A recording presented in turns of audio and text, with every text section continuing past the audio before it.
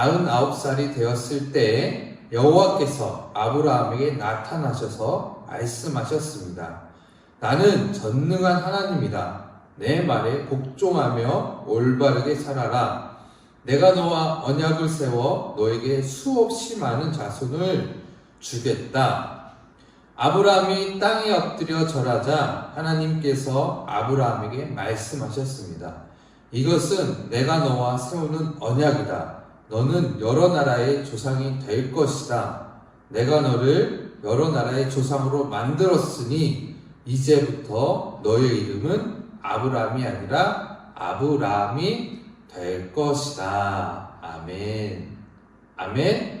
우리 5절 말씀 다 같이 다시 한번 읽어보겠습니다. 시작. 내가 너를 여러 나라의 조상으로 만들었으니 이제부터 너의 이름은 아브라함이 아니라 아브라함이 될 것이다. 아멘. 오늘의 말씀의 제목은 새로운 삶. 오늘 말씀 주제는 새로운 삶에 대한 이야기입니다. 새로운 삶에 대해서 우리 한번 말씀을 같이 나누어 보도록 하겠습니다. 전사님이 여러분에게 이 사람은 누구일까 사진을 보여줄 거예요. 이 사진을 보고요 누구인지 한번 맞춰보도록 하겠습니다. 아마도 금방금방 맞출 거예요. 한번 사진이 딱 나올 거예요. 그러면 바로 댓글로 누구인지 성까지 딱 써서 올리는 거예요. 알겠죠? 준비 시작. 자, 이 친구의 이름은 무엇일까요? 한번 올려보세요. 이 친구의 이름. 네, 다 알고 있죠? 이 친구 이름 알고 있죠? 우리 현장 예배 드릴 때 앞에 나와서 열심히 우리 선생님과 율동했던 친구죠? 이 친구의 이름은 바로 임지영 어린이입니다. 우리 임지영 어린이. 네. 지영아 당황하면 안 돼. 네. 내 사진 왜 올렸어요? 그러면 안 돼요. 네.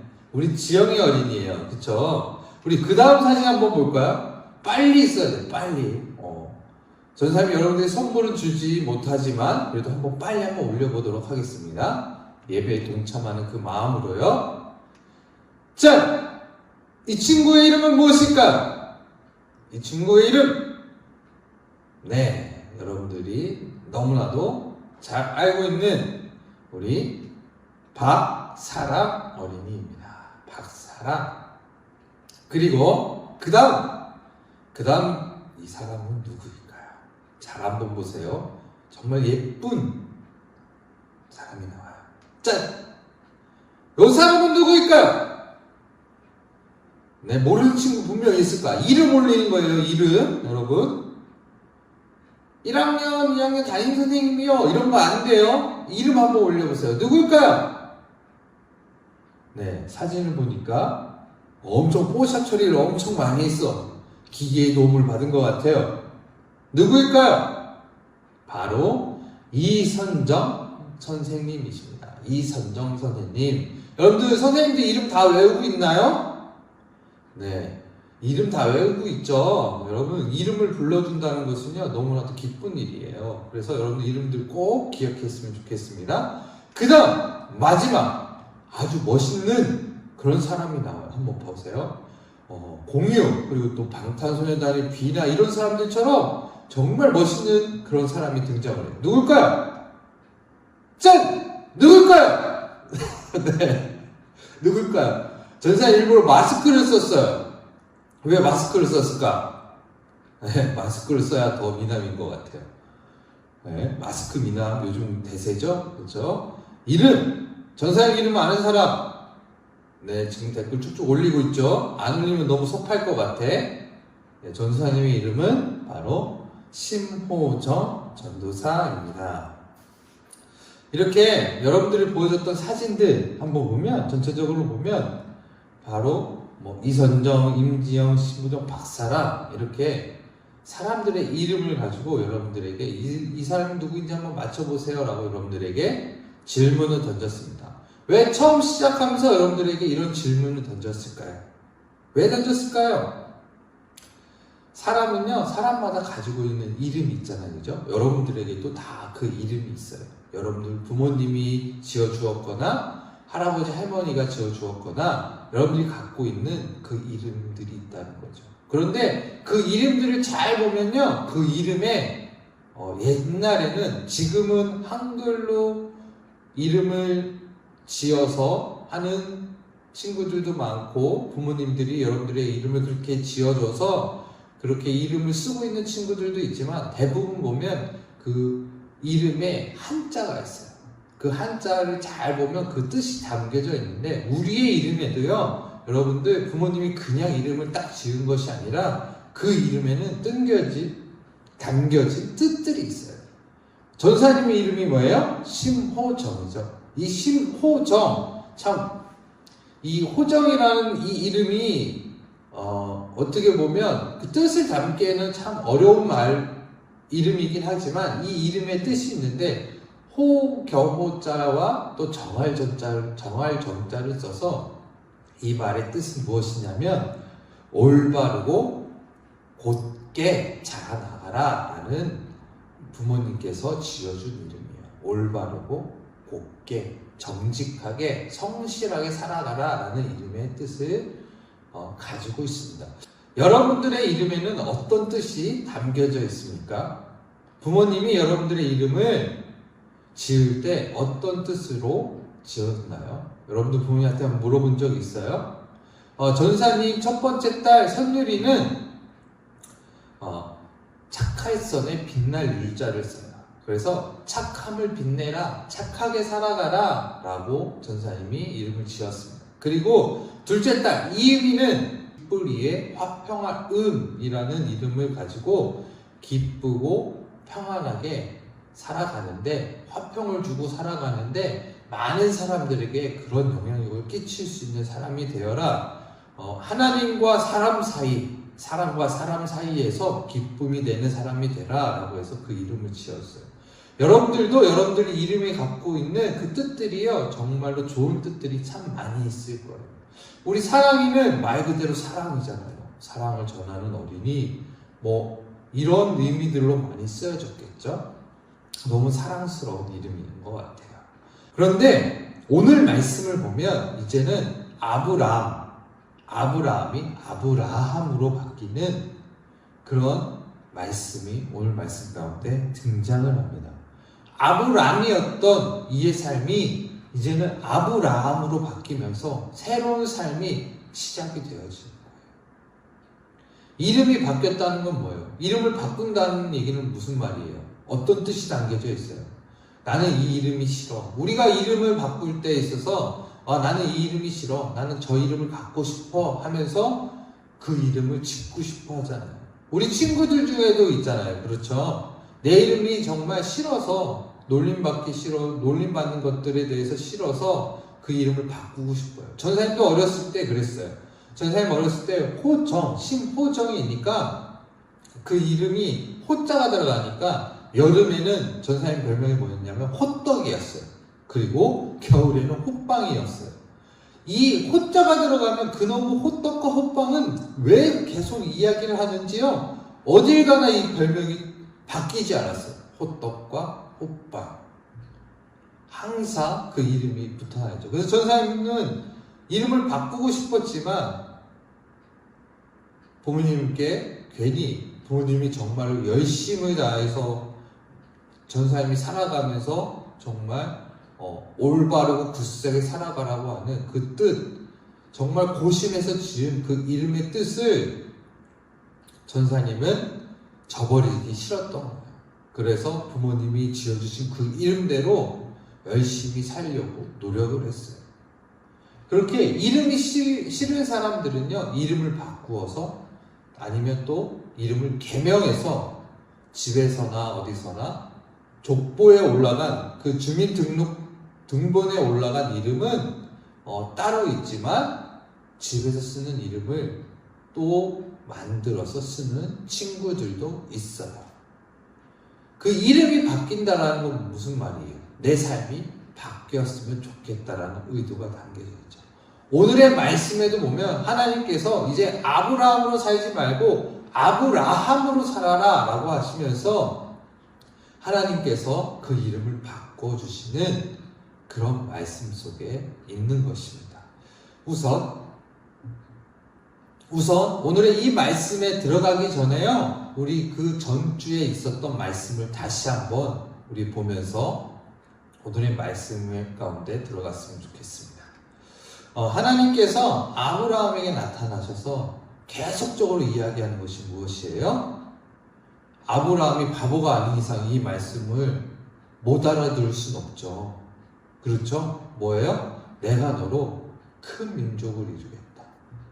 내가 너로 인하여서 나의 백성들을 더 번성하겠다고 하나님께서 말씀하시는 거예요. 그 말씀의 증거로 아브라함이 하나님 앞에 예배를 드릴 때, 그때 그쪽에 그 재물 사이에 횃불이 지나가면서 내가 그 약속을 어겼을 시에는 이 재물들처럼, 이 고기 덩어리들처럼 반으로 나눠질 거야 하고 하나님이 확신하여서 아브라함에게 이야기하셨죠. 그런데 그 말씀을 아브라함이 지켰습니까? 못 지켰습니까?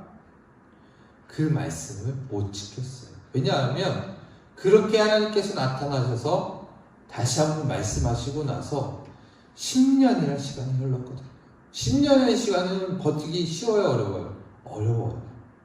그래서 아브라함에게 그 아이가 생기지 않으니까, 자녀가 생기지 않으니까 어떻게 했습니까? 사레와 의논하여서 아브라함이 사레 여종인 하갈과 함께 아이를 가졌어요. 하나님 말씀에 불순종했다는 거죠. 이 불순종했다는 이 모습을 우리가 어떻게 살펴보았습니까? 하나님의 약속을, 그리고 또 하나님의 의지를, 하나님의 뜻을 어떻게 했다 그랬어요? 짓밟아버렸다라고 얘기했어요. 누가요? 아브라함과 사레가요.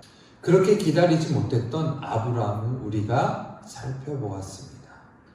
그때 아브라함의 나이가 몇 살이었냐면, 그때 하갈 그 여종을 통해서 나온 이스마엘이 이제 태어났는데, 그때 나이가 몇 살이었냐면 86세라고 이야기를 해요.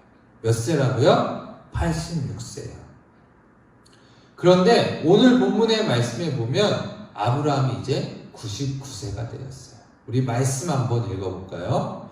우리 창세기 17장 1절에서 2절 말씀 우리 다 같이 한번 읽어보겠습니다. 시작! 아브라함이 99살이 되었을 때 여호와께서 아브라함에게 나타나셔서 말씀하셨습니다. 여호와 하나님께서 또 언제 나타나셨다고요? 아브라함이 99세가 되었을 때 나타나셨대요.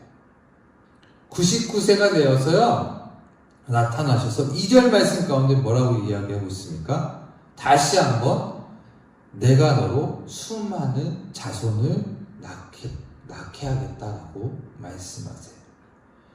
이스마엘을 낳은 후 13년이라는 시간이 흐른 거예요. 여러분, 그 전에 내가 너를 큰 민족을 이루겠다라고 했을 때 기다렸던 시간이 몇 년이었어요? 10년이었어요. 그리고 또 하나님께서 나타나셔서 내가 너로 수많은 자손을 주겠다라고 말씀하신 그 나이가, 그 시간이, 기다림의 시간이 얼마나 시간이 되었어요? 13년이 흘렀어요. 이제는 10년 동안 기다렸던 것이 아니었고 이제 13년을 기다린 거예요. 아브라함이 그렇게 한번 실패하고 나서, 하나님 말씀에 불순종하고 나서 이제 13년이라는 시간이 기다렸던 거죠. 그렇게 기다린 13년을 기다린 아브라함에게 하나님께서 말씀하십니다. 내가 너로 많은 자손을 주겠다. 그리고 또 말씀하시는데 뭐라고 말씀하시냐면 나는 전능한 하나님이다. 내 앞에서 올바로 살아가라 라고 이야기를 해주시는 거죠. 그러니까 아브라함이 깜짝 놀라서 하나님 앞에 엎드려요. 그것이 3절 말씀에 나옵니다. 우리 3절 말씀 다 같이 읽어볼까요? 시작! 아브라함의 땅에 엎드려 절하자. 하나님께서 아브라함에게 말씀하셨습니다. 이것은 내가 너와 세운 언약이다. 너는 여러 나라의 조상이 될 것이다 라고 이야기해 줍니다. 여호와의 말씀을 기다린 아브람, 그 아브라함은 정말 이제 하나님의 그 주실 그 자녀들을요 기다리기 시작을 하는 거예요. 그래서 하나님이 나타나셨을 때 그 말 아래 엎드려서 하나님의 말씀을 다시 듣고 있는 거죠. 이제 아브라함은 하나님께서 말씀하시기를 너는 이제 아브라함이 아니라 아브라함으로 이름을 바꿔주겠다라고 이야기합니다. 이 아브라함의 이름의 뜻은 무엇일까요? 바로 민족의 아버지입니다. 민족의 아버지. 많은 자손을 주겠다라고 말씀하셨던 그 말씀, 그 자손을 다스릴 사람, 그 아버지, 그 민족의 아버지로 아브라함을, 그런 사람으로 아브라함을 세워주신 거예요. 그렇다면 이제 아브라함에서 아브라함으로 이름이 바뀌었습니다. 그렇다면 아브라함다운 그 삶을 살아가야 돼요. 민족의 아버지처럼 그 어깨에 그 무거운 짐을 지고요. 이제 그 사명감을 가지고 살아가야 되는 거예요. 하나님께서 이름을 바꿔주셨어요. 예전에는 아브라함처럼 살았지만 이제는 아브라함처럼 살아가라 라고 하나님께서 이야기하시는 거예요. 그렇다면 어떻게 사는 것이 이름대로 사는 것인가? 어떻게 사는 것이 이름대로 사는 것일까요? 그것은 오늘 말씀 가운데 나오는 나는 전능한 하나님이다. 내 말에 복종하며 올바르게 살아가라 라고 하는 그 말씀대로 살아가는 거예요. 내 앞에서 올바르고 정직하고 성실하게 나의 말대로 네가 살아가야 된다 라고 지금 아브라함에게 새로운 삶을 하나님께서 보여주시는 거예요. 그렇게 살아가라 라고 말씀하고 있는 거예요. 이 내 앞에서 전능한 하나님 앞에서 온전히 살아가라 라고 하는 그 말의 뜻은 좀 어려운 단어로 뭐라고 이야기하냐면 다 같이 한번 따라해 볼까요? 시작! 코람데오. 뭐라고요? 코람데오라고 이야기. 하나님 앞에서 온전하게 살아가라 라는 뜻이에요. 여러분, 우리는 하나님의 자녀가 되었습니다. 그런데 하나님의 자녀가 될 때 그냥 하나님의 자녀가 될 수 있습니까? 그렇지 않습니다. 하나님의 자녀가 되는 조건이 딱 한 가지가 있는데 그것은 정말 진리인데 그 딱 한 가지가 뭘까요? 바로 우리의 구원자이신 예수님을 우리 마음속에 모시고 사는 것입니다. 우리 예수님을 마음에 모시고 믿고 살아가는 거예요. 그러면 우리의 삶은요 이제 새로운 삶이 펼쳐지는 거예요. 새로운 삶의 그 걸음을요 이제 걸어가는 삶이 된 거예요. 하나님의 자녀로서의 삶을 걸어가는 그런 복된 걸음이 된 거란 말이에요. 그 말씀이 고린도후서 5장 17절 말씀 가운데 나옵니다. 한번 볼까요? 그런즉 누구든지 그리스도 안에 있으면 새로운 피조물이라 이전 것은 지나갔으니 보라 새 것이 되었도다. 다시 한번요. 그런즉 누구든지 그리스도 안에 있으면 새로운 피조물이라 이전 것은 지나갔으니 보라 새 것이 되었도다 라고 말씀하고 있어요. 예수님을 믿으면 이제 우리의 삶은 달라지는 거예요. 나에게는 변한 게 하나도 없는데요. 네, 우리에게는 변한 게 하나 없어요. 그런데 새 것이 되었다라고 이야기해요. 이제는 하나님의 말씀이 우리 가운데 들릴 것이고 하나님의 말씀대로 살아가려고 하는 우리의 노력이 필요한 거예요. 왜냐하면 우리는 새로운 사람이 되었거든요. 누구로 말미암았어요? 예수님으로 말미암았어요. 구약의 당시에는 하나님께서 택하신 백성들, 그 백성들에게 하나님께서 나타나셔서 그들을 이끄셨어요. 그런데 그렇게 행했던 하나님이 직접 음성을 통하여서 그리고 또 하나님이 세우신 지도자를 통하여서 이스라엘 백성들이 구원을 받았다면 이제는 그러한 삶이 아니라 하나님의 아들이신 예수님을 통하여서 예수님을 믿기만 하면 이제 우리는 하나님의 자녀가 되는 권세가 우리 가운데 주어진 거예요. 이제 우리 하나님의 자녀가 된 거예요. 그러면 하나님의 자녀가 되었으면 하나님의 자녀대로 예수님을 우리 가운데 모시고 마음 가운데 모시고 열심히 살아가는 거예요. 우리는 이제 새 것이 된 거예요. 우리의 신분이 바뀐 거예요. 신분이 바뀌었다는 것은 무슨 말이냐면 죄의 구렁텅이에서 빠져나올 수 없는 그런 죄인으로서밖에 살아갈 수 없는, 그래서 지옥 갈 수밖에 없는 우리의 인생이지만, 이제는 예수님이 그 인간의 모든 죄악을 십자가에 달려 돌아가시고 나서, 장사하시고 나서 이제 그 예수님을 믿기만 하면 우리는 이제 영원한 생명을 얻는 그런 신분이 바뀐 거예요. 지옥 갈 수밖에 없는 그런 인생이요, 예수님 때문에 우리가 이제 천국을 바라볼 수 있는, 천국에 들어갈 수 있는 그런 하나님의 자녀가 되는 권세가 우리 가운데 주어졌다는 거예요. 지금 아브라함은 아브라함으로 이름이 바뀌면서 하나님께서 새로운 삶을 제시하시는 거예요. 이제는 내 앞에서 온전하게 살아가라. 어느 곳에 있든지 네가 거짓말하지 않고, 내가 계속 이야기했지. 내가 너를 통해서 너의 자손들이 많아질 거야라고 말했지. 그것이 이제 이루어질 거야. 그러니까 아브라함, 내가 준 이름대로, 내가 준 삶대로 이제 살아가야 돼 라고 이야기해 주고 있는 거예요. 이 말과 동시에 우리에게 하나님께서 말씀하고 계시는 거예요. 지영아, 용구가, 예린아, 호연아, 지성아, 이제는 너의 삶이 바뀌었어. 성유라, 너의 삶이 이제 바뀌었어. 예사샤야, 너의 삶은 이제 바뀌었어. 수아야, 지아야, 너의 삶은 이제 바뀌었어. 이제 내 앞에서, 하나님 앞에서 올바르게 하나님을 온전히 잘 믿으며 살아가야 돼 라고 하나님께서 우리에게 말씀하여 보여주고 있는 거예요. 은유라, 너의 삶은 이제 바뀌었어. 너는 이제 새로운 피조물이 됐어. 새로운 나의 백성이 됐어. 이제 내 안에서 함께 먹고 즐기며 하나님 말씀대로 살아가야 돼 라고 말씀하고 계시는 겁니다.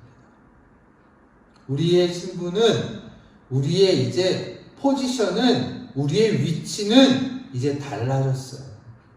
죄인에서 이제 의인으로 우리가 바뀌었다는 거예요. 물론 바뀌었지만 여전히 우리 가운데 죄악된 모습은 여전히 도사리고 있고 여전히 남아있어요. 하지만 우리 가운데 그 죄를 이길 수 있는 힘이 생겼어요. 누구 때문에요? 예수님 때문에.